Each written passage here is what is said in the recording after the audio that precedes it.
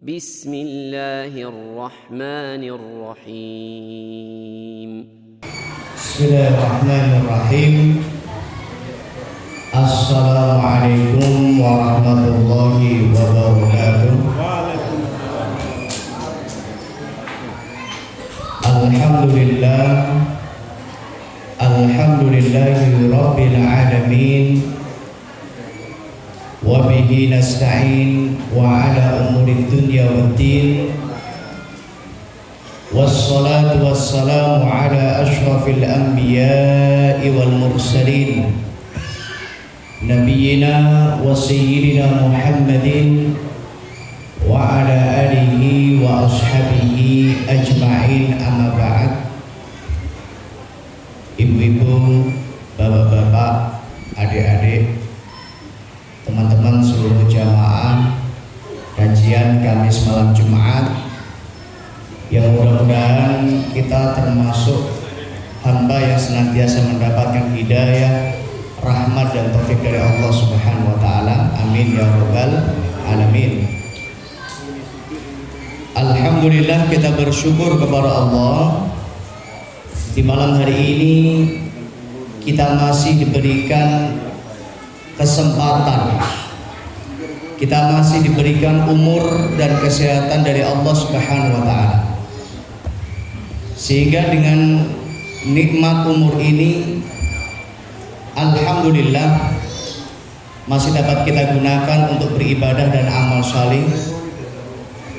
Kita berdoa memohon kepada Allah, mudah-mudahan di sisa umur kita ini kita masih dapat terus istiqomah di dalam beribadah kepada Allah. Kita masih dapat terus istiqomah untuk beramal saleh, beriman, taat, takwa kepada Allah hingga ajal menjemput kita semua. Amin ya rabbal alamin.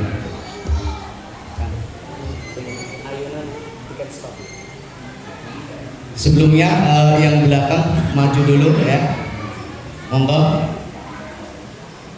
maju saja biar gak cepat tua.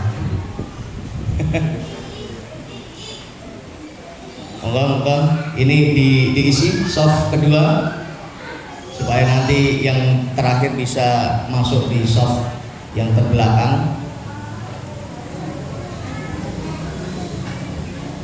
Merapat saja tidak apa-apa ya. Insya Allah sudah aman dari corona ya. Alhamdulillah, jamaah rahimani wa rahimatullah, malam hari ini kita dapat melanjutkan kembali kajian kita, kajian kitab Umdatut Tafsir, mukhtasar atau ringkasan dari tafsir Ibnu Katsir, yang alhamdulillah pada pertemuan yang lalu kita telah selesai mengkaji bersama tafsir surat Al-Baqarah ayat 233. Dan insya Allah malam hari ini kita akan masuk pada ayat baru, yaitu ayat 234. Namun sebelumnya, sebagaimana biasa ya, mari kita awali dan kita buka kajian kita pada malam hari ini dengan baca basmalah bersama-sama. Bismillahirrahmanirrahim. Kita berdoa memohon kepada Allah, mudah-mudahan apa yang kita kaji, apa yang kita pelajari pada malam hari ini menjadi ilmu yang manfaat, yang barokah untuk diri kita, keluarga kita, dan untuk seluruh kaum muslimin. Amin ya rabbal alamin. Ya jamaah rahimani wa rahimakumullah. Sekarang kita masuk pada ayat baru. Silakan dibuka surat Al-Baqarah ayat 234. Kemarin kita sudah mengkaji ya surat Al-Baqarah ayat 233, yaitu yang berkaitan dengan pensyariatan menyusui dan dianjurkan untuk menyusui secara sempurna, yaitu 2 tahun. Namun kalau kurang dari 2 tahun tidak masalah ya. Kemudian juga diperbolehkan bagi orang tua untuk mempersusukan anaknya kepada orang lain. Namun kita kemarin ya mendengar apa yang dijelaskan nasihat para ulama bahwa seyogyanya calon ibu persusuan itu adalah orang yang jelas agamanya, jelas akidahnya, kepribadiannya adalah wanita yang soleha, karena itu akan punya pengaruh besar pada anak yang akan disusunya. Kemudian juga kemarin kita mengkaji seorang suami atau seorang ayah punya tanggung jawab untuk memperhatikan makanan dan pakaian istri dan anak-anaknya, terutama istri yang sedang menyusui, agar diberikan makanan yang sehat, makanan yang terbaik, dan yang tentu dipastikan akan kehalalannya, karena ini juga akan punya pengaruh besar pada hasil ASI yang dihasilkan. Ya jemaah rahimani wa rahimakumullah, ini mengulas saja apa yang kita kaji pada pertemuan yang lalu. Dan pada malam hari ini kita akan masuk ya pembahasan baru, yaitu yang berkaitan dengan fikih iddah. Ya, berkaitan dengan apa? Fikih iddah, lebih tepatnya yaitu iddah bagi wanita yang ditinggal mati suaminya, termasuk nanti jangka atau waktunya sampai kapan, kemudian apa saja yang diperintahkan di dalam Islam, mana yang diperbolehkan, mana yang dilarang, kemudian bagaimana wali menyikapi hal ini ya. Nah, ini insya Allah akan kita kaji pada kajian malam hari ini. Termasuk nanti di akhir nanti kita akan membahas tentang fikih wanita ketika ia harus bekerja di luar rumah, ya, terutama wanita-wanita karir ya, yang memang dia punya tanggung jawab harus bekerja di luar rumah. Nah, ini hal-hal yang menjadi dasar diperbolehkan atau hal-hal yang menjadi dasar dilarang apa? Insya Allah nanti kita akan kaji pada akhir kajian. Ya jamaah rahimani wa rahimakumullah, silakan dibuka Qur'annya, surat Al-Baqarah ayat 234. Allah Subhanahu wa taala berfirman, a'udzubillahi minasyaitonir rajim. Walladzina yutawaffawna minkum ya wa yadharuna azwajan, yaitu orang-orang yang meninggal di antara kalian, yaitu yang dimaksud yang meninggal di sini adalah laki-laki atau suami. Wa yadaruna azwajan, dan mereka meninggalkan istri. Jadi ada suami yang meninggal, tentunya meninggalkan istri. Apa fikih yang berlaku pada istri mereka? Ya. Artinya apa yang harus diperhatikan bagi seorang istri? Allah Subhanahu wa taala berfirman, yatarabbasna bi anfusihinna arba'ata asyhurin wa asyra. Yaitu seorang wanita yang ditinggal mati suaminya, yatarabbasna, mereka menahan, bi anfusihinna, menahan dirinya. Itu adalah wanita yang ditinggal mati suaminya, ia menahan dirinya untuk menikah, untuk berhias dan lain sebagainya. Arba'ata asyurin wa asyra, selama 4 bulan 10 hari. Nah, ini adalah masa iddah bagi wanita yang ditinggal mati suaminya. Ustaz, kurang dari 4 bulan boleh enggak? Ini kebetulan sudah ada yang melamar. Nah, ini misal walinya ada yang nanya, Ustadz, anak saya kemarin suaminya meninggal, belum sampai 4 bulan ini sudah mau ada yang melamar. Ini gimana Ustadz, boleh nggak? Boleh nggak Bapak Ibu? Tidak boleh. Karena Masa iddah bagi seorang wanita yang tinggal mati suaminya, masa iddahnya arba'ata asyurin wa asra, yaitu selama 4 bulan 10 hari. 4 bulan kurang 4 bulan 9 hari, boleh nggak Bapak Ibu? Nggak boleh. Atau pas 4 bulan 10 hari, boleh nggak? Nggak boleh juga. Karena itu batas akhir adalah 4 bulan 10 hari. Kalau mau menerima lamaran, ya misal tadi ya sudah ada yang melamar, ya, maka ia boleh menerima lamarannya di hari 4 bulan 11 hari. Nah, ini ijma para ulama memperbolehkan.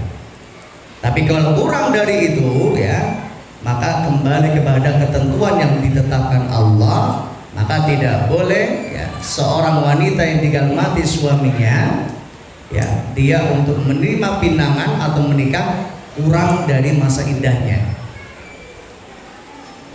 Ibnu Katsir rahimahullah taala beliau mengatakan, hadza amrullah. Ini adalah perintah Allah.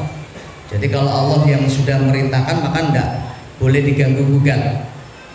Ya, kewajiban seorang hamba hanya sami'na wa ata'na. Jadi sami'na wa ata'na, kami dengar dan kami taat. Bukan kami dengar, kami pikir-pikir dulu ya Allah. Nah, cocok ya dilakoni ya. Kalau nggak cocok ya ogah gitu.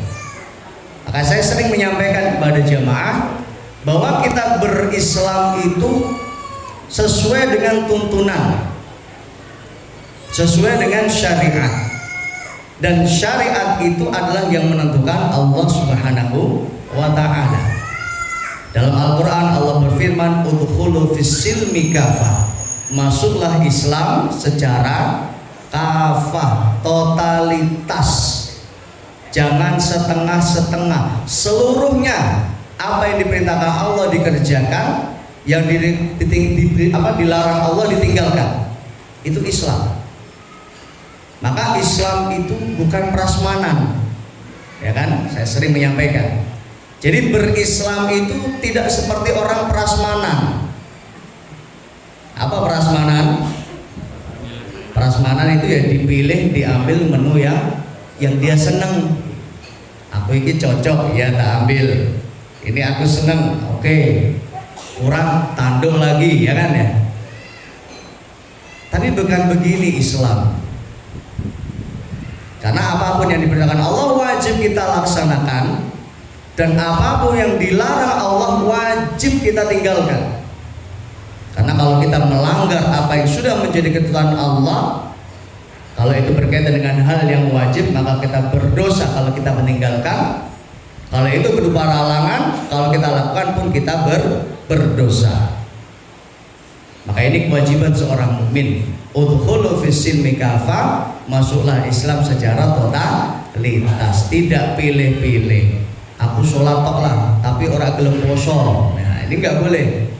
Maka yang harus sholat, yang harus puasa. Kalau orang kaya ya mencapai nisab 1 tahun dia harus zakat. Ya orang kaya dia wajib haji, ya, dan lain sebagainya. Maka seorang mukmin dia terikat dengan apa? Dengan ketentuan yang telah ditetapkan Allah. Maka Nabi SAW bersabda, ad-dunya sijnul mukmin. Apa sijnun? Sijnun itu penjara. Dunia itu ibarat penjaranya orang yang beriman. Maka dalam penjara itu ya harus manut, harus nurut, tidak boleh seenak kita. Dan kita diikat dengan apa? Dengan batasan-batasan yang ditetapkan Allah Subhanahu wa ta'ala. Tidak boleh seenak kita di dunia ini. Karena dunia ini milik Allah. Kita sebagai tamu di dunia ini, kita nggak boleh seenak diri kita melakukan sesuatu yang kita inginkan. Maka apapun yang kita inginkan harus sesuai dengan ketentuan Allah Subhanahu wa ta'ala. Sijnul mukmin, maka di dunia ini kita diuji Allah. Ya, diuji Allah, memang terikat dengan Allah. Apakah kita termasuk orang yang taat atau maksiat? Atau kita termasuk orang yang syukur atau kita kufur? kita termasuk orang yang sami'na wa ata'na atau kita sami'na wa pikir-pikir. Nah, di sini kita diuji Allah Subhanahu wa taala.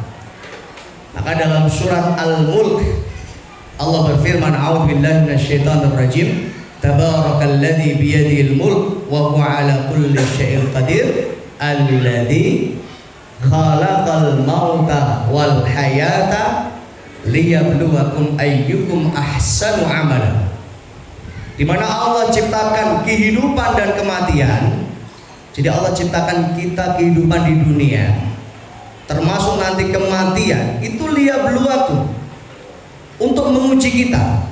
Dan nanti akan nampak ayyukum ahsanu amala, siapa yang paling baik amalnya. Siapa yang paling baik amalnya, siapa yang paling taat kepada Allah, siapa yang nurut kepada Allah, siapa yang manut kepada Allah, siapa yang melanggar perintah Allah. Nah, ini ujian di dunia.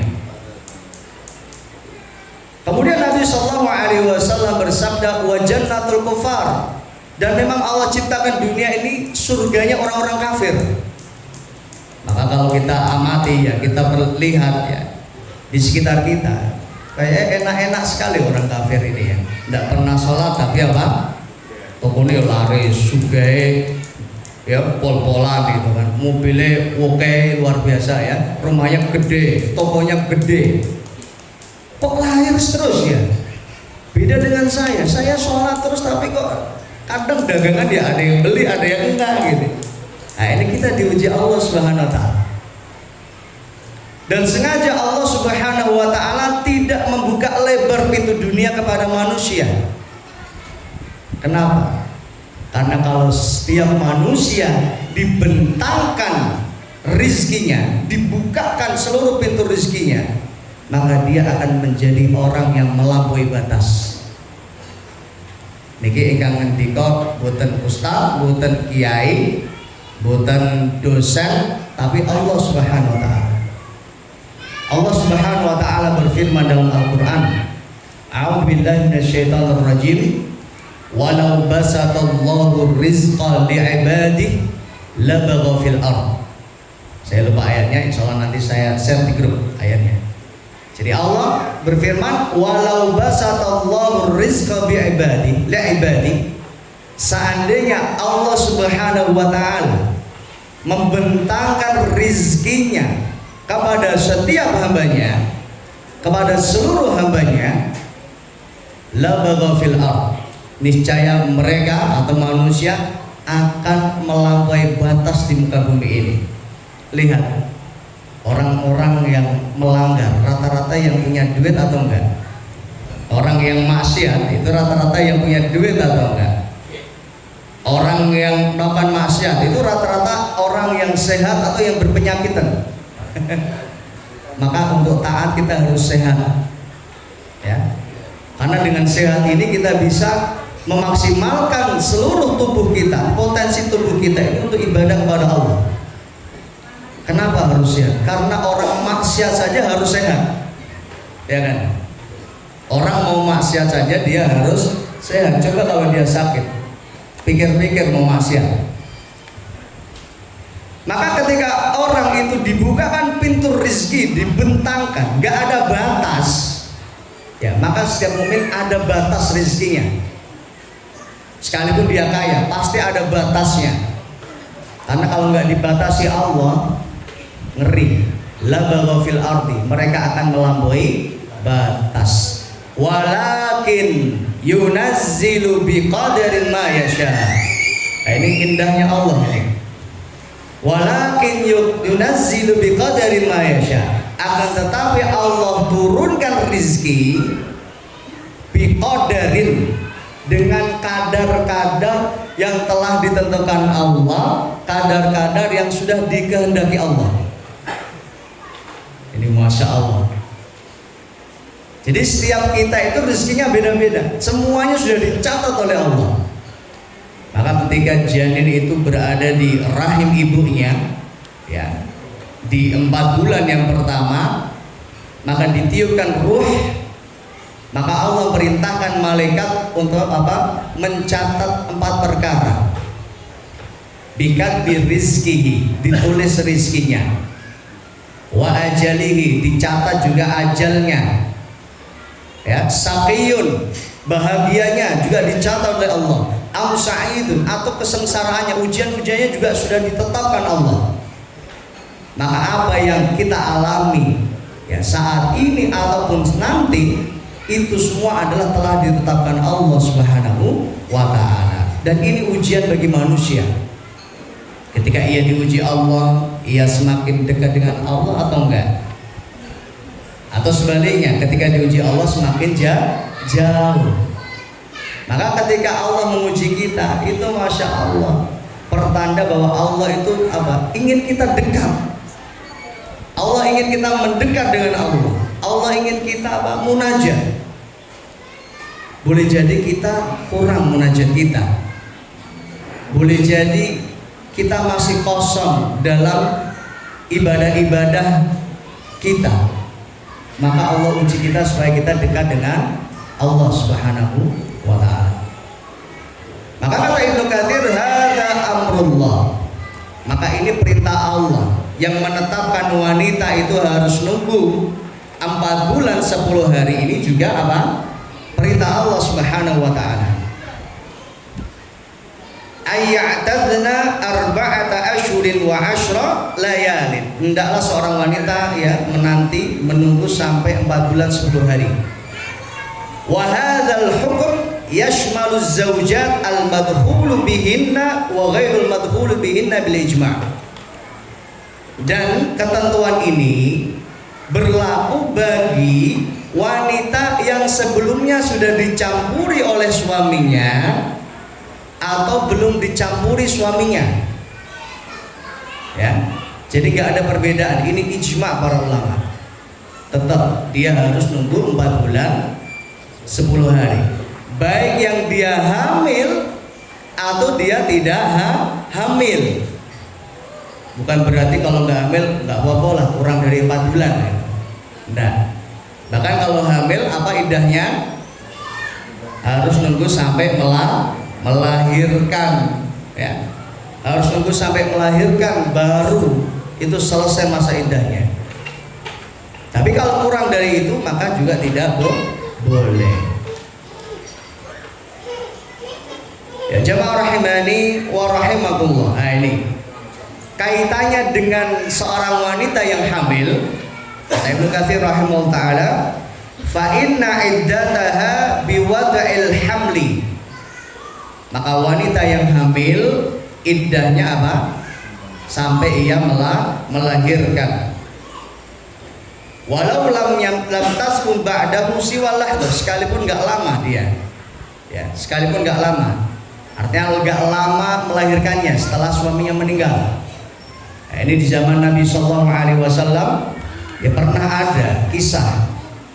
Ada seorang sahabat yang bernama Subayyah radhiyallahu taala anha. Nah, suaminya Sa'ad radhiyallahu taala anhu, suaminya ini meninggal dunia. Ya.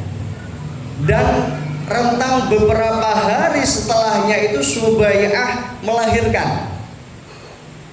Kalau sesuai ayat masa iddahnya harus 4 bulan 10 hari. Tapi di ayat yang lain masa iddahnya wanita kalau hamil adalah kapan?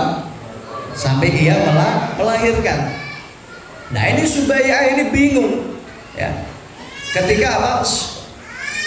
Dia melahirkan anak dari Sa'ad ya. Jadi Subayyah punya suami namanya Sa'ad. Nah Sa'ad meninggal dunia. Nggak lama, beberapa hari setelah Sa'ad meninggal dunia, Subayyah apa melahirkan. Kemudian ya, datang seorang sahabat juga untuk melamar Subayyah. Jadi setelah apa? Setelah melahirkan Subayyah, kemudian Subayyah dilamar. Ya, dilamar oleh seseorang. Maka Subayyah bingung, ini mana ini yang menjadi patokan ini?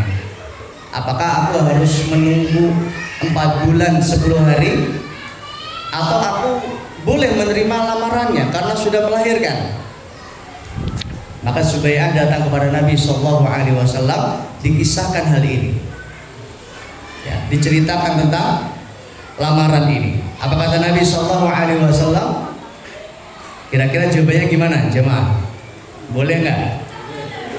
Jawabannya boleh nggak? Suaminya baru meninggal 2 hari yang lalu. Boleh nggak? Bingung kan? Hah? Boleh atau tidak? Boleh kata Nabi Sallallahu Alaihi Wasallam. Boleh kalau engkau mau kata Nabi. Maka kembali kepada istri tadi. Kalau dia mau, maka dia diperbolehkan untuk menerima lamaran dari seseorang yang meminangnya. Tentu selesai masa nifasnya, ya. Dan nifas seorang wanita juga berbeda-beda.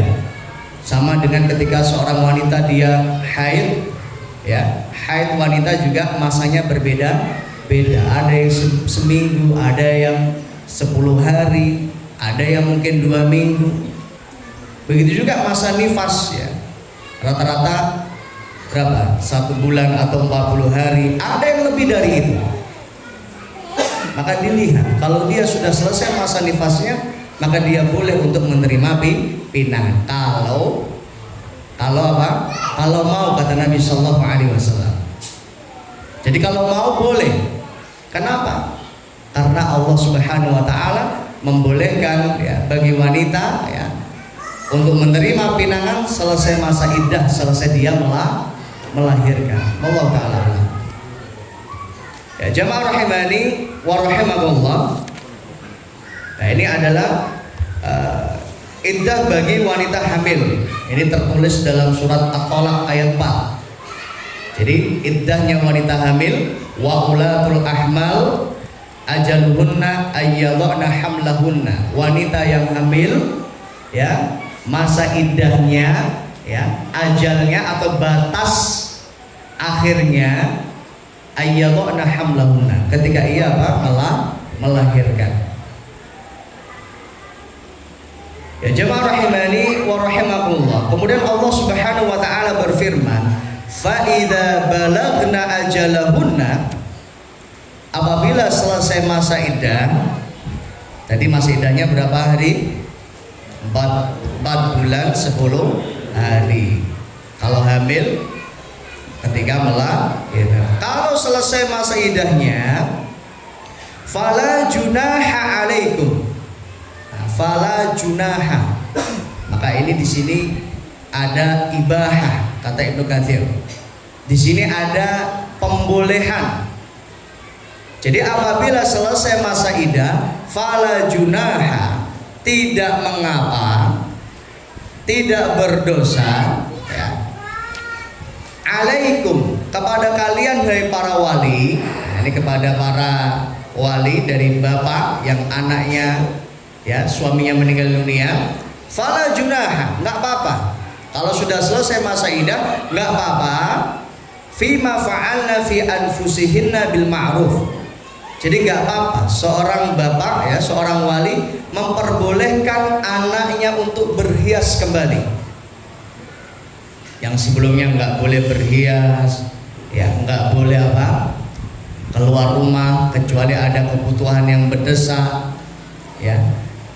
Dia harus apa? Menahan dirinya untuk tidak menerima khitbah atau pinangan, ya, lamaran. Maka kalau sudah selesai masa iddah, maka tidak apa-apa. Maka para wali pun tidak boleh menahan anaknya. Kalau memang sudah ada yang melamar, maka tidak boleh apa? Dilarang. Fala junaha, bahkan nggak dosa, nggak masalah. Fima fa'alna fi anfusihinna bil ma'ruf. Boleh bagi wanita yang ditinggal mati suaminya dan selesai masa iddah, diperbolehkan baginya untuk melakukan hal-hal yang ma'ruf. Apa hal yang ma'ruf? Ibnu Katsir rahimahullah ta'ala, beliau mengatakan diperbolehkan bagi seorang wanita aniz zinah minat thib, yaitu boleh bagi wanita untuk apa? Berhias. Jadi zina Ya, bukan zina tapi az-zina, hiasan. Boleh baginya apa? Berhias. Watib boleh baginya untuk memakai apa? Wangian, parfum. Ya, boleh pakai parfum. Kemudian boleh baginya untuk memakai thiyab wa hulli wa ghairu dzalik. Memakai pakaian yang memang kalau dipakai itu memang kelihatannya nampaknya wanita ini apa? Sudah siap untuk dipinang. Nah, ini. Kadang-kala ada yang suaminya baru meninggal dunia, apa? Wanita tersebut apa? Dandannya menor atau pakaiannya apa? Pakaiannya ya ketat. Maka ini nggak boleh dalam Islam. Jadi ketika suaminya meninggal dunia, Islam menjaga kehormatan wanita. Bahkan sampai apa? Disuruh menahan 4 bulan 10 hari. Termasuk tadi syariat harus nunggu 4 bulan 10 hari untuk memastikan di dalam perutnya ini ada janin atau enggak. Kalau langsung dilamar, dinikahin sama orang lain, jangan-jangan dia sudah hamil sebelumnya. Nah, ini nanti akan bingung, ini siapa anaknya siapa. Mungkin kalau sekarang sudah ada apa tes DNA, kalau zaman saat itu belum ada. Maka tetap sekalipun saat itu belum ada tes DNA, maka Islam tetap mengharamkan, tidak boleh. Semata-mata untuk menjaga kehormatan wanita. Maka ia menetap nggak boleh berhias, nggak boleh berdandan, bahkan memakai celak saja nggak boleh. Nah, ini disebutkan oleh Ibnu Katsir dalam sebuah hadis yang diriwayatkan dari Ummu Habibah dari Zainab binti Jahsy Ummul Mukminin radhiyallahu taala anha. Rasulullah sallallahu alaihi wasallam beliau bersabda, la yahillu limra'atin an tu'mina billah an tuhidda ala mayyitin fawqa thalath. Gak boleh seorang wanita, seorang istri dia berkabung ya lebih dari 3 hari illa ala zawj, kecuali kalau yang meninggal suaminya, maka dia harus berkabung selama 4 bulan 10 hari.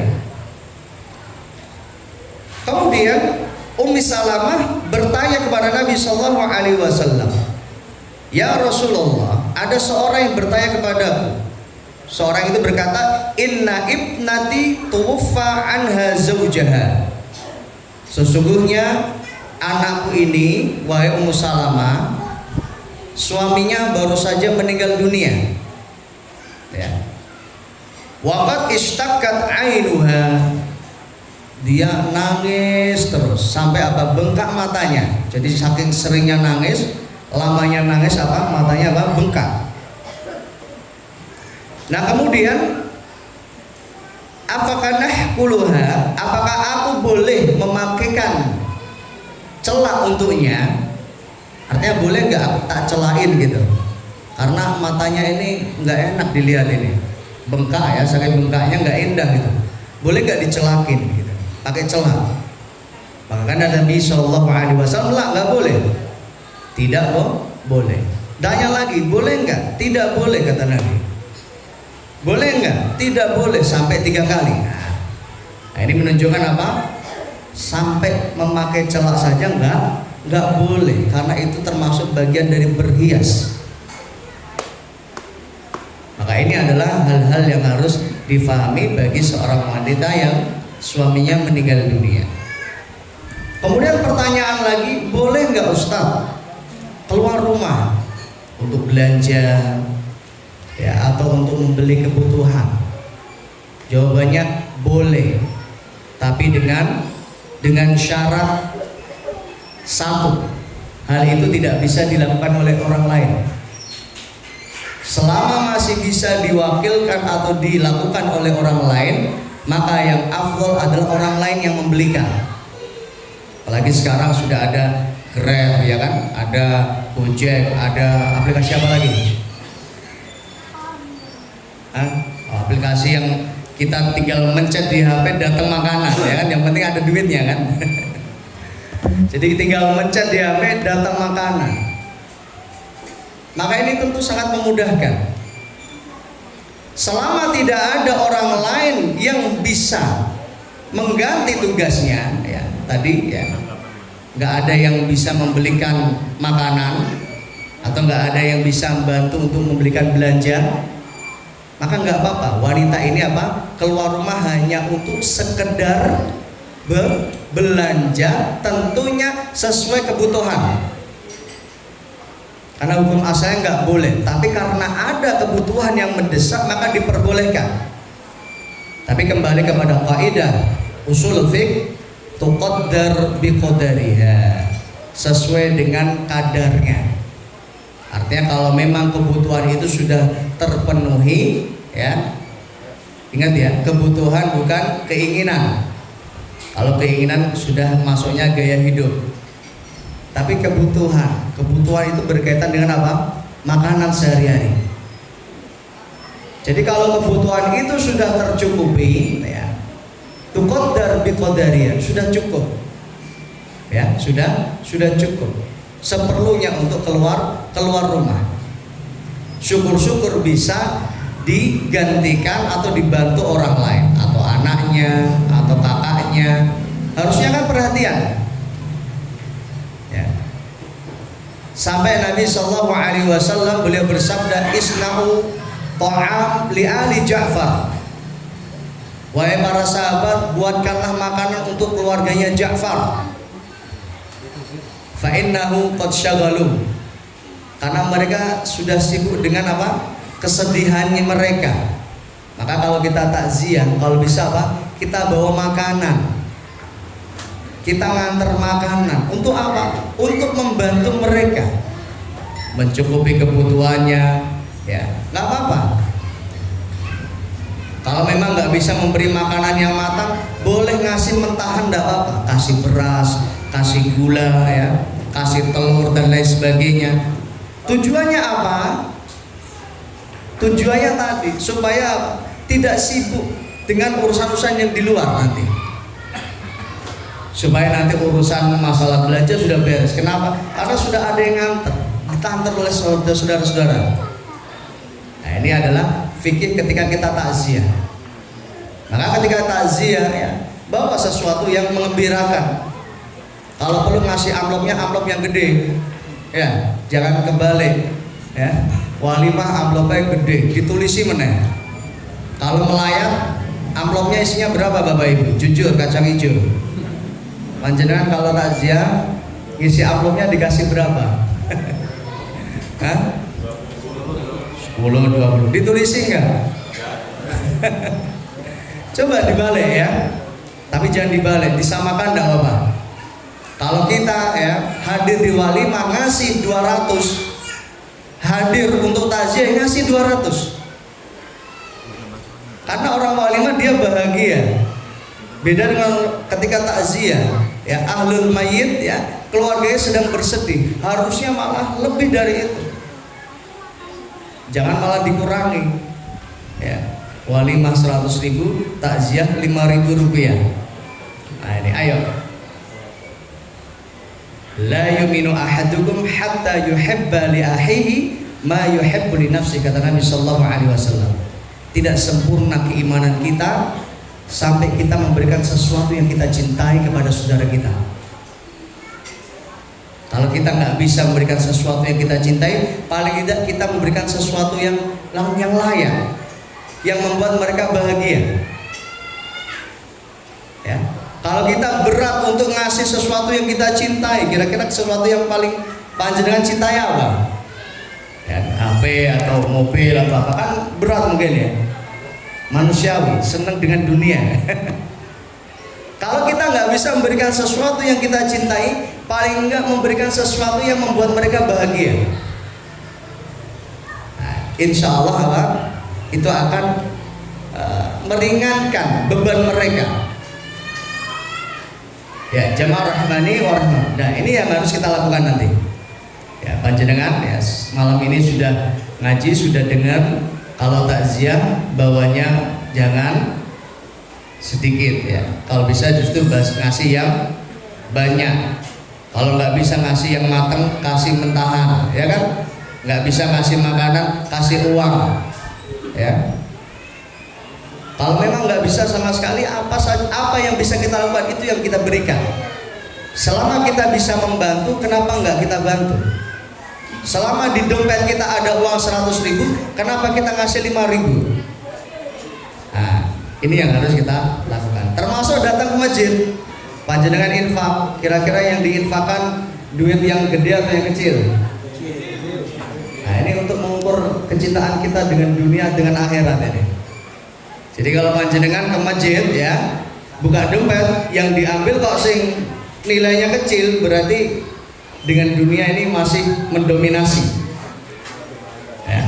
Tapi kalau sudah diambil yang gede, yang abang, ya, yang merah atau yang biru, insya Allah ini wal akhiratu khairul laka minal ula.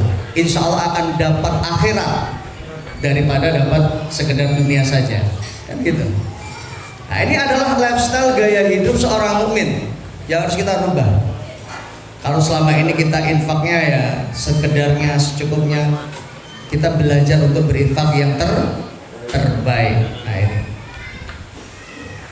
Ya jemaah rahimani wa rahimakumullah. Fa idza balagna ajalahunna, apabila selesai masa iddahnya, fala junaha alaikum, enggak apa-apa bagi wali, ya. Fi ma fa'alna fihinna anfusihinna bil ma'ruf. Ya, jadi boleh kalau sudah selesai masa iddah, boleh bagi wali untuk menikahkan anaknya. Kalau sudah ada yang melamar selesai masa iddah, boleh untuk menikahkan anaknya.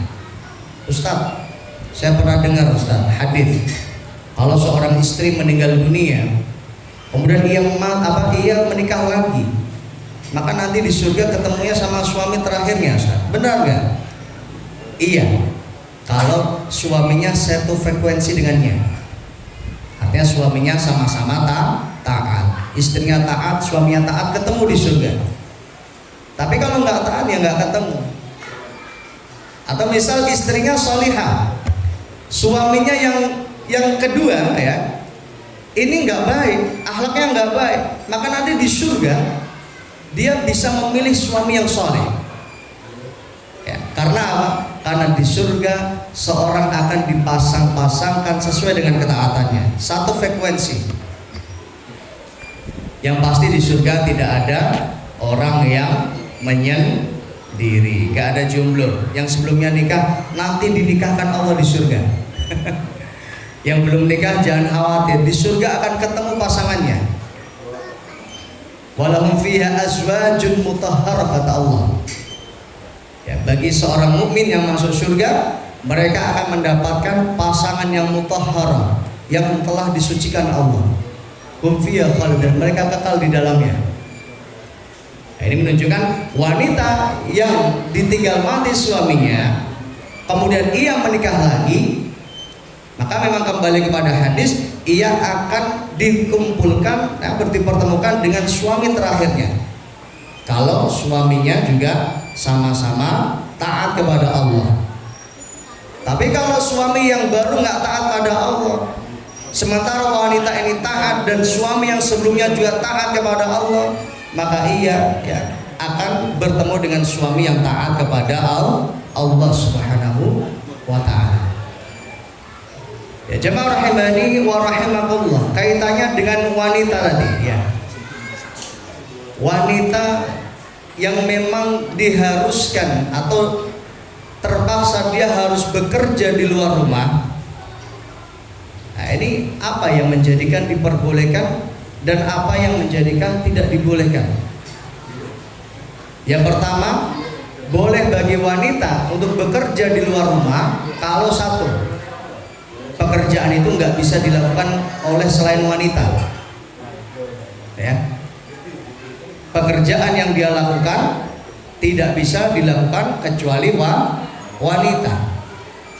Kalau masih bisa dilakukan oleh laki-laki, maka hal ini dalam Islam tidak elok, ya.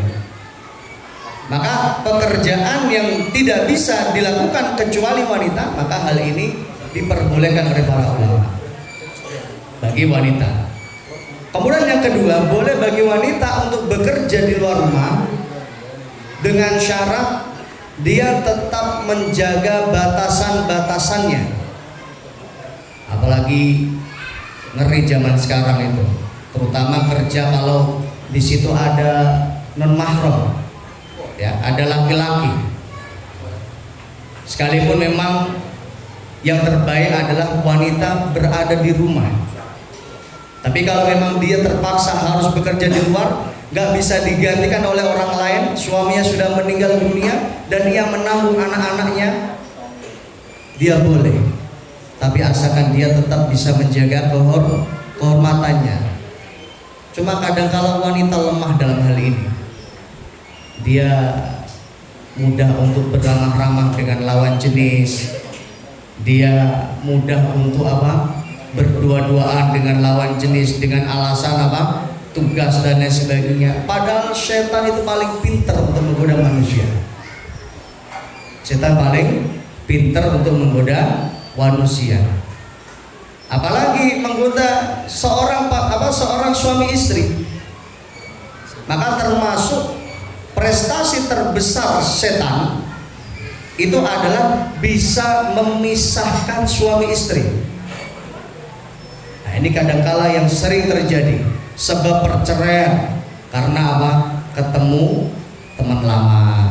Sebab perceraian karena cinta lokasi, ketemu dengan lawan jenis di kantor, akhirnya karena sering ketemu, sering berinteraksi, akhirnya seneng. Nah, ini bahaya.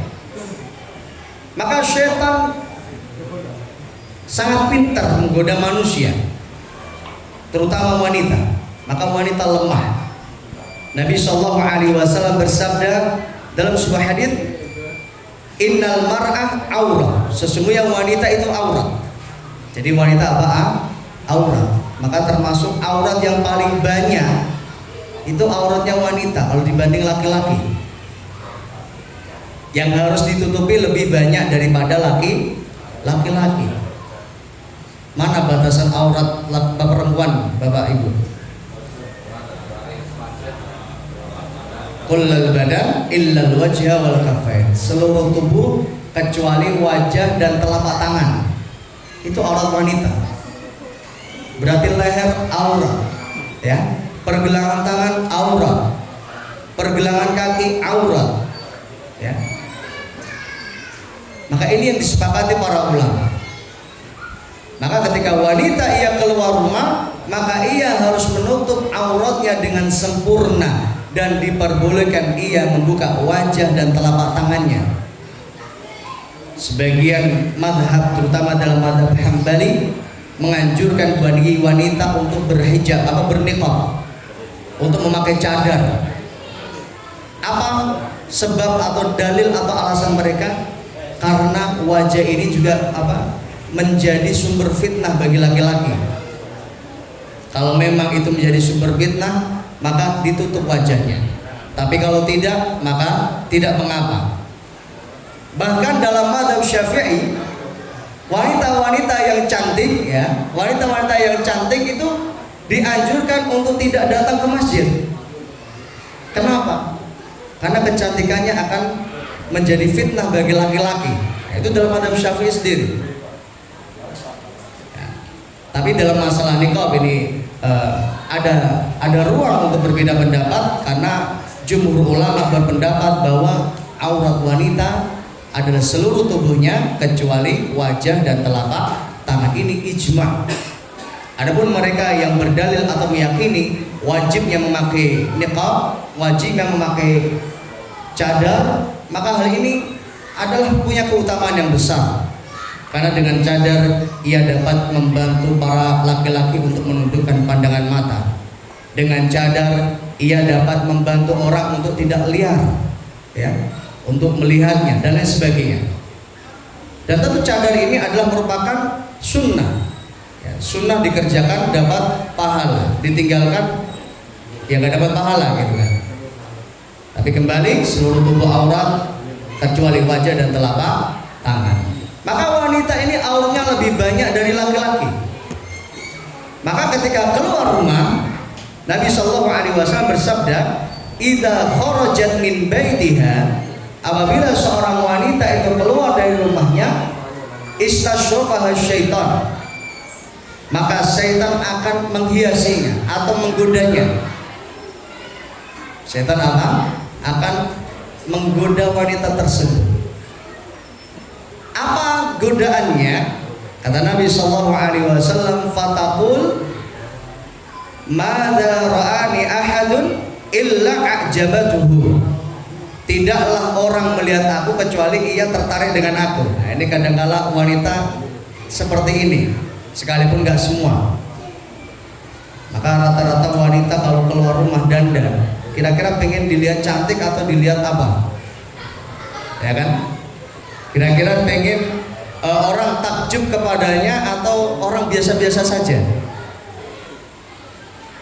Maka ini adalah fitnah yang dipanahkan oleh setan kepada wanita ketika keluar rumah. Maka wanita itu ketika keluar rumah dan dia dandan, termasuk di antara yang disebutkan Nabi, dia keluar rumah, dia merasa senang kalau ada orang yang takjub kepadanya. Nah, ini. Dan yang terbaik kata Nabi Shallallahu Alaihi Wasallam bagi wanita adalah mereka berada di rumahnya masing-masing. Sebagaimana sabda Nabi Shallallahu Alaihi Wasallam, "Waqarna fi buyutikunna wala tabarrajna tabarrujal jahiliyah." Ya, Al-Quran ya, surat Al-Ahzab ayat 33. Allah Subhanahu wa taala berfirman, "A'udzubillahi minasyaitonir rajim, waqarna fi buyutikunna wala tabarrajna tabarrujal jahiliyah." Hendaklah seorang wanita itu lebih suka menahan diri di rumah. Wala tabarrajna tabarrujal jahiliyah, dan dia tidak boleh berhias sebagaimana berhiasnya orang jahiliyah. Apa berhiasnya orang jahiliyah? Berhiasnya orang jahiliyah adalah untuk memikat orang lain. Berhiasnya orang jahiliyah adalah dia memakai parfum yang semerbak. Nah, ketika seorang wanita dia keluar rumah, dia boleh pakai parfum, tapi tidak tercium orang lain. Kok bisa, Ustaz? Parfum nggak cium gimana ini? Ada nggak? Ada nggak parfum yang nggak kecium orang lain? Ada, deodoran ya. Jadi boleh, seorang wanita boleh memakai wangian ya.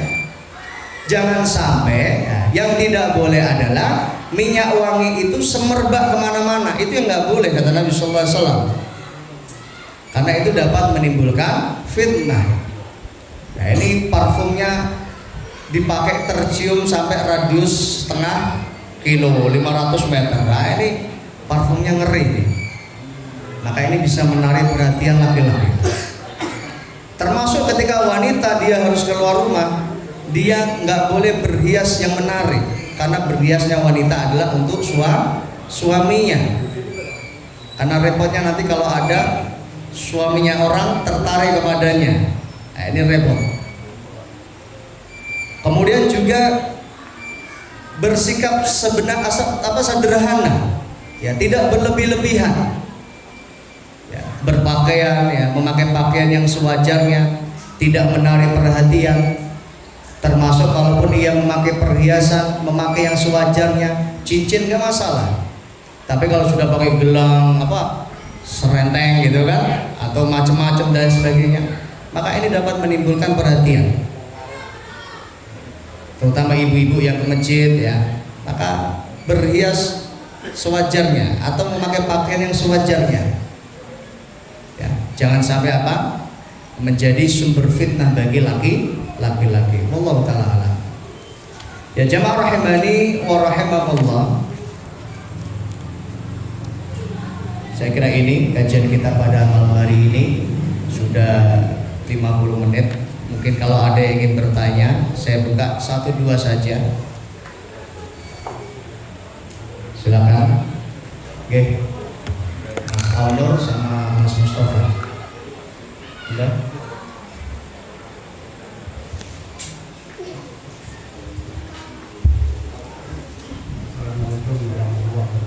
Waalaikumsalam.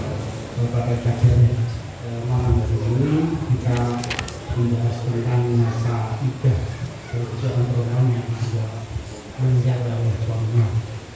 bisa dijelaskan bahwa masa iddah bagi seorang yang ditinggalkannya adalah selama 4 bulan 10 hari sekali. Kemudian bagi wanita yang juga mati suaminya dalam keadaan mengandung, dia masa iddahnya sampai melahirkan. Nah, pertanyaannya yang pertama, bagaimana ketika masa iddahnya seorang perempuan yang juga meninggal suaminya pada saat dia haid? Nah, itu yang pertama. Kemudian yang kedua, bahwasanya aurat seorang mar'ah atau perempuan itu adalah seluruh tubuhnya kecuali muka dan tangan. Dan kemudian dilarang berhias berlebihan ketika keluar rumah. Nah, apabila dia berhias karena suatu tuntutan profesi ya, seperti guru ya, pada itu agar menarik muridnya itu bisa fokus atau bisa belajar ketika melihat gurunya itu enak dipandang atau apa itu gimana? Kemudian yang ketiga saat yang kita bahas masalah masa iddah bagi perempuan. Nah, bagaimana kalau kebalikannya misalnya seorang yang tinggalnya suaminya ya, tinggal itu suaminya, apakah suami itu boleh meminang atau boleh secepatnya atau sama seperti menunggu seperti sebanyak masa iddahnya perempuan? Itu aja Pak. Assalamualaikum warahmatullahi wabarakatuh. Waalaikumsalam warahmatullahi wabarakatuh. Pertanyaan yang pertama, ketika seorang istri ditinggal mati suaminya saat itu dalam kondisi haid, ya, apakah tetap harus menunggu masa iddah? Maka ia tetap menunggu masa iddah. Jadi kemarin tadi ya kita sudah mengkaji masa iddah ini berlaku bagi wanita yang telah dicampuri suaminya atau wanita yang belum dicampuri suaminya, termasuk wanita yang haid atau enggak, karena enggak ada kaitannya. Yang penting apa? Dia harus menunggu selama 4 bulan 10 hari. Karena 4 bulan 10 hari ini tidak hanya sekedar untuk memastikan apakah di rahimnya ada janin atau tidak, tapi 4 bulan 10 hari ini adalah lebih dari itu. Ini adalah perintah Allah Subhanahu wa Ta'ala untuk menjaga kehormatan seorang wanita. Apa kata orang? Kalau beberapa minggu yang lalu suami yang meninggal dunia, tiba-tiba sang istri ini keluyuran dengan laki-laki lain, apa kata orang? Pasti apa? Pikirannya sudah pikiran negatif. Oh, ini mungkin saat durunge ya wis pacaran, saat durunge wis kenal suwe gitu kan. Maka hal ini semata-mata juga adalah untuk menjaga kehormatan wanita.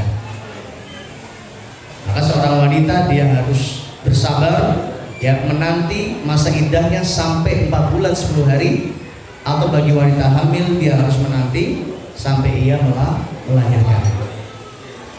Kemudian pertanyaan kedua, apakah masa iddah ini berlaku juga bagi laki-laki, Ustaz? Tidak ya. Masa iddah ini hanya berlaku bagi wanita. Boleh nggak seorang laki-laki, misal kemarin istrinya meninggal, hari ini menikah lagi, boleh nggak? Boleh. Ya, tapi apa kata orang biasanya gitu kan? Dan nggak wajar lah, ya, nggak layak gitu. Kalau 1 tahun atau 2 tahun setelah 5 tahun ya dia baru menikah, nggak masalah gitu. Atau kalau dia punya prinsip sehidup semati dengan istri kayak samping saya nih, asli kan, ya, ditawar-tawarin nggak mau terus ya. Saya pengen sehidup semati dengan istri, pertama dan terakhir gitu kan, maka nggak masalah, itu pilihan. Tapi kalau mau langsung nikah ya nggak masalah, karena bagi laki-laki tidak punya masa iddah, karena itu berlaku hanya untuk wanita. Tapi tetap di sini ada etika di dalam bermuamalah dengan manusia. Allah Ta'ala. Kemudian satu lagi apa tadi? Oh, berhias. Ketika guru harus berhias, supaya menarik hati muridnya. Nah ini pertanyaannya, yang bikin menarik itu hiasannya atau ilmu yang disampaikan? Hah? Maka justru yang harus lebih diperhatikan seorang guru adalah bagaimana apa yang disampaikan itu diterima oleh muridnya. Bagaimana dia mengajar dengan ikhlas, bagaimana dia mengajar dengan cinta, ya, bagaimana ia mengajar dengan penuh kasih sayang. Karena ini yang justru akan lebih membekas di hati anak-anak murid. Beda ketika kita mengajar dengan ikhlas, dengan penuh cinta, rasa kasih sayang, atau kita mengajar hanya sekedar untuk dapat gaji, itu beda. Nah, rata-rata guru di zaman sekarang non sewu, ya, lebih memperhatikan penampilan daripada apa? Nilai pendidikan yang diajarkan kepada anak muridnya. Termasuk kenapa generasi bangsa kita ini bukan naik tapi turun pendidikannya, karena banyak guru-guru yang tidak bisa memberi contoh yang baik. Banyak wali murid yang nggak bisa kasih contoh yang baik untuk murid-muridnya. Coba sekiranya setiap guru itu dia punya akhlak yang baik, bisa jadi contoh yang baik, terutama dalam berpenampilan, terutama dalam bertutur kata, insya Allah itu yang justru akan membuat muridnya jatuh cinta kepadanya. Itu yang akan membuat muridnya apa? Tertarik. Maka ini yang harus dibenahi bagi setiap guru. Kita mendidik dengan cinta, mendidik dengan tulus, dengan ikhlas, rasa kasih sayang, dan termasuk doakan murid-murid kita. Karena guru yang baik adalah yang mendoakan murid-muridnya. Kita sekarang berada di zaman di mana guru-guru lebih cinta dengan dunia daripada mempersiapkan generasi-generasi terbaik. Kita sekarang berada di zamannya guru itu lebih mengejar sertifikasi. Kalau nggak dapat sertifikasi, mati dia. Kalau nggak dapat sertifikasi, sudah habis tamat riwayat. Maka saya masih selalu teringat dengan nasihat Kiai di Gontor. Beliau mengatakan, siapa orang yang besar di mata kami? Orang yang besar adalah mereka yang ikhlas, mereka yang mau tetap tulus mengabdi berjuang sekalipun di tempat-tempat yang terpencil. Orang yang ikhlas, dia tetap mengajar sekalipun di tempat-tempat yang terpencil, di tempat-tempat terpelosok. Sekalipun dia nggak dikenal oleh penduduk bumi, tapi dia dikenal oleh penduduk langit. Ini adalah orang besar. Maka sekiranya setiap guru itu punya jiwa-jiwa semacam ini, insya Allah akan melahirkan generasi-generasi yang baik. Karena semua tergantung pada gurunya. Maka sampai ada istilah apa? Guru kencing berdiri, murid kencing berlari. Gak hanya berdiri, tapi lari gitu. Jadi kalau guru saja nggak bisa menjadi contoh yang baik untuk anak didiknya, dengan siapa lagi anak meneladani? Apalagi kalau di rumah orang tuanya nggak bisa jadi teladan, di rumah nggak bisa jadi teladan ibunya, bapaknya juga nggak bisa jadi teladan untuk anaknya. Ketika anak juga berharap di sekolah ada guru yang bisa dijadikan teladan, nggak dapat dia. Maka ketika kita menyekolahkan anak kita, yang terpenting adalah anak kita diajar oleh siapa? Bukan anak kita sekolah di mana. Siapa yang ngajar anak kita, siapa nanti? Gurunya baik nggak? Akhlaknya baik nggak? Gurunya jujur nggak?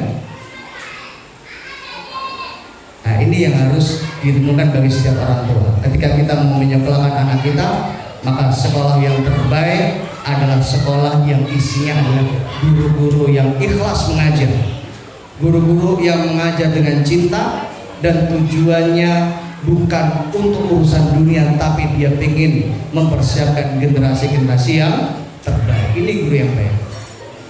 Nah, ditanya bagaimana kalau diharuskan untuk berdandan supaya menarik? Ya sewajarnya.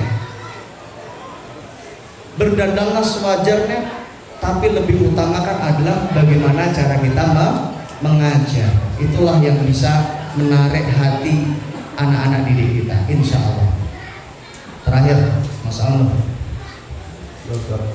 Tadi saya mau bertanya saja yang Qoblatuhul. Jadi saya pernah mendapat juga pernah belajar dari Ustaz waktu saya masih kuliah bahwa istri yang Qoblatuhul atau belum dikubur itu tidak punya masa iddah. Jadi tadi kan jenengan kata ijma ulama kan itu tetap masa iddah meskipun belum dikuburi atau Qoblatuhul gitu ya. Saya minta itu mungkin apakah ada hadis atau yang kuat untuk mendukung ijma ulama itu sendiri. Itu yang pertama. Karena saya masih yakin juga.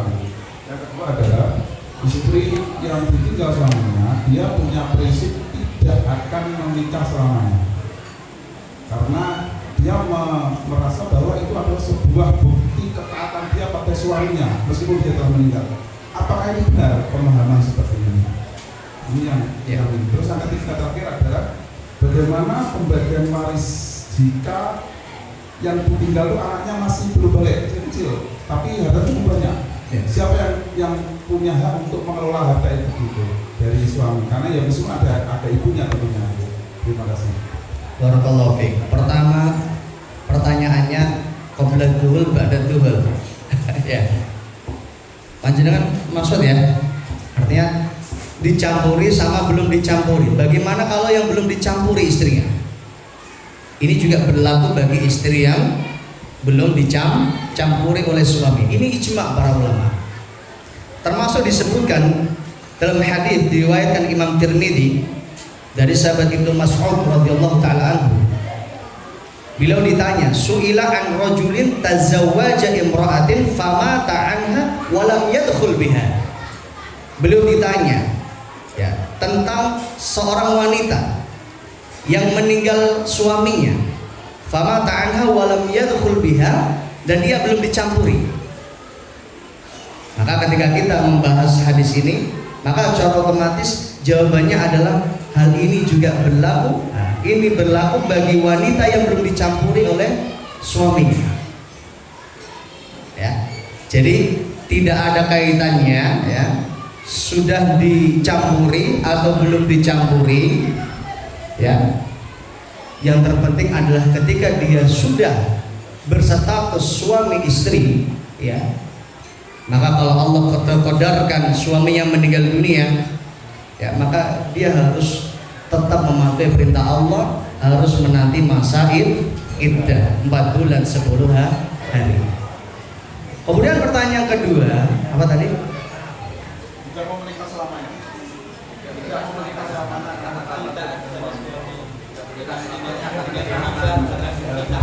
menikah selamanya. Seorang istri dia punya komitmen untuk nggak nikah lagi, karena kalau nikah dia menganggap itu durhaka dengan suami. Itu pilihan, dan Islam tidak melarang hal itu, ya. Jadi Islam tidak melarang wanita untuk tidak nikah kembali ketika suaminya meninggal dunia, dan tidak pula menganjurkan. Tapi Islam membolehkan bagi wanita yang pengen menikah lagi, maka ia diperbolehkan untuk nikah lagi dengan syarat dia harus menunggu masa iddah. Nah, ini adalah ketentuan di dalam Islam. Allah Ta'ala. Kemudian pertanyaan yang terakhir, hukum waris untuk anak. Hukum waris bagi anak yang belum balik. Ya, bagaimana kalau seorang ayah meninggal dunia dan qadarullah dia meninggalkan anak yang belum balik? Siapa yang mengelola harta warisnya? Tentu yang mengelola adalah orang yang amanah. Orang yang amanah. Siapa yang amanah? Kalau ibunya amanah, pasti ibunya yang akan mengelola.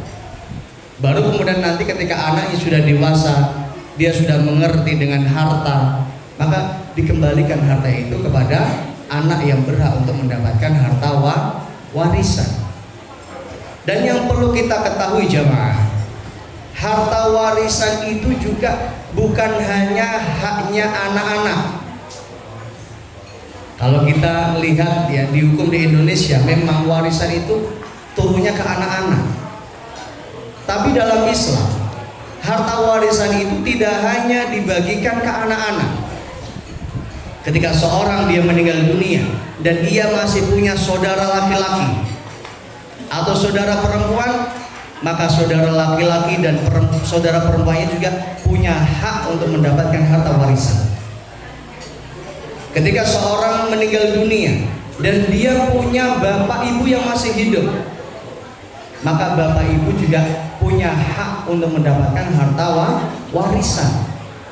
Nah, ini adalah pembagian warisan di dalam Islam. Cuma kadang sayangnya banyak umat Islam yang nggak peduli. Yang penting dibagi roto. Padahal bagi roto belum tentu adil. Dan pembagian Allah adalah yang paling adil. Bagi rata tidak adil. Karena apa yang difirmankan Allah itulah yang terbaik untuk umatnya. Maka nanti kita perlu mungkin ada kajian mawaris, ya, ayat-ayat waris, ya, pembagian harta warisan. Tapi yang mau saja, karena ini agak rumit, ya, karena ada hitung-hitungannya, ya. Maka paling enggak ketika ada jamaah 210 saja yang paham warisan, paham dengan ilmu waris, insya Allah alhamdulillah bisa membantu menyelesaikan permasalahan umat. Namun sayangnya, ya, banyak umat Islam juga nggak peduli. Masih penting bagi roto, nah, ya, berhukum dengan hukum yang ya sudahlah. Yang penting dibagi rata, kita ngikut apa yang sudah menjadi ketentuan pengadilan, gitu, misalnya gitu. Enggak, kalau kita Islam, maka kita juga harus berhukum dengan hukum Islam, termasuk dalam hal kaitannya dengan pembagian harta warisan. Maka harta warisan harus dibagi dengan cara Islam. Termasuk pembagian harta warisan itu nggak boleh dibagikan kecuali segala urusan sudah selesai. Utang-utang, kalau masih ada utang, maka utangnya yang diselesaikan, bukan bagi-bagi warisan dulu. Karena kalau sudah dibagi, nggak peduli, ini mayat punya utang ternyata, ya kan? Maka sebelum pembagian harta warisan perlu dicek. Ini almarhum atau almarhumah ini punya utang nggak? Kalau punya hutang, maka diselesaikan hutangnya. Kalau habis duitnya untuk bayar hutang, ya sudah, nggak ada harta warisan. Gitu ya. Jangan kok ojo, kok malah awalnya diberi untuk harta warisan. Nah, jadi kadang-kadang orang berpikirnya seperti ini. Maka utang itu merupakan kewajiban, ya. Utang merupakan kewajiban yang harus segera ditunaikan. Banyak kisah, termasuk orang yang mati syahid. Orang yang mati syahid tidak akan diterima Allah kecuali hutangnya selesai. Beda dengan orang yang mati syahid nggak punya hutang, langsung masuk surga. Tapi kalau orang mati syahid dia punya hutang, maka dia harus menyelesaikan urusan hutangnya terlebih dahulu. Maka hutang harus diselesaikan. Kalau sudah selesai hutangnya, baru urusan yang lain. Apalagi urusan yang lain? Mu'natul tajhiz, ya, hal-hal yang berkaitannya dengan apa? Pengurusan jenazah tadi. Oh, siapa tahu tadi nisannya, ya, masih ngutang, atau kain kafannya masih ngutang, atau peralatan atau kebutuhan yang lainnya masih ngutang. Maka ini diselesaikan dulu. Kalau sudah selesai, baru dibagikan harta warisan. Allah Ta'ala. Maka saya mengajak jamaah untuk mempersiapkan dari sejak dini, saat ini, termasuk hal-hal yang kaitannya dengan mu'natut tajhiz, persiapan kematian. Masih ingat ya, dulu kita ngajak jamaah untuk beli kain kafan, ya, untuk beli apa? Kain kafan. Supaya apa?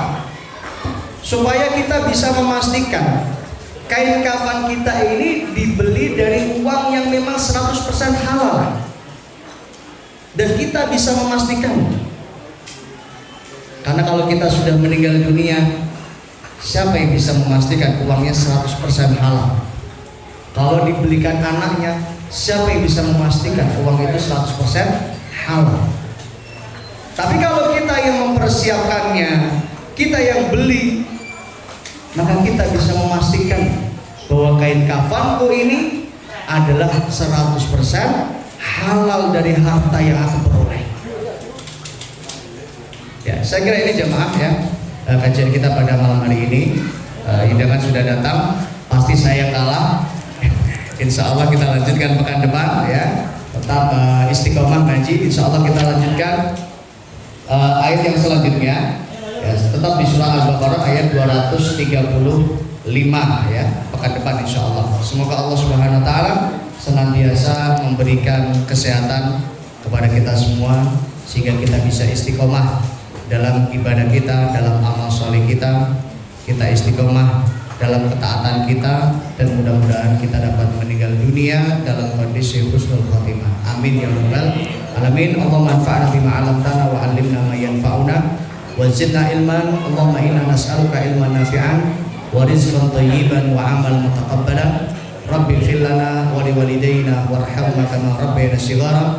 Rabbana atina fid dunya hasanah wa fil akhirati hasanah wa qina 'adzabannar.